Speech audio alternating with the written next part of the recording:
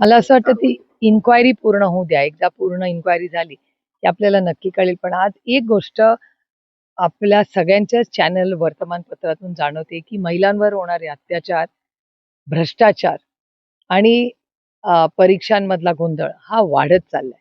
माझी महाराष्ट्राच्या माननीय मुख्यमंत्र्यांना विनम्र विनंती आहे की अतिशय गंभीर विषय आहेत. आम्ही असल्या गोष्टीत कधी राजकारण आणलं नाही आणि आणणारही नाही. कारण महिला सुरक्षितता आणि नागरिक सुरक्षितता ही कुठल्याही सरकारची नैतिक जबाबदारी असते. भ्रष्टाचार मुक्त भारत व्हावा जे स्वप्न माननीय मोदीजी सातत्याने बोलतात. पण त्या गोष्टी कुठे ना कुठे ह्या दिसत राहतात. माझी अपेक्षा आहे की महाराष्ट्राच्या माननीय मुख्यमंत्र्यांनी हे जे भ्रष्टाचाराचे आरोप प्रत्यारोप आज महाराष्ट्रात होत आहेत, त्याच्यात कोणीही असेल तरी त्याला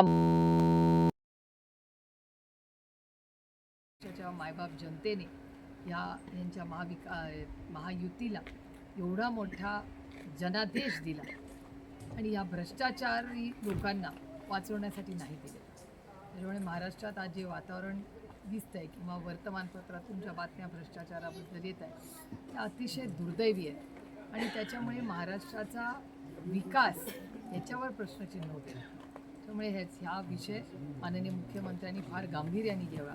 त्यांनी कुठल्याही प्रेशरखाली, राजकीय प्रेशर दबावाखाली येऊ नये एवढी आमची अपेक्षा आहे. कारण का खरातांच्या केसमध्ये महाराष्ट्राच्या मुख्यमंत्र्यांचं आम्ही सगळ्यांनी विरोधक असलो तरी अभिनंदन केलं. कारण का हीच अपेक्षा आमच्या त्याच्याकडून राजकारण होतं. पण ज्या गोष्टी चुकीच्या आहे त्याच्यावर त्यांना कुठेतरी थांबल्या पाहिजे आणि खरात प्रकरणात अजून तरी कुठलाही राजकीय दबावाला माननीय मुख्यमंत्री बळी पडलेले नाहीत.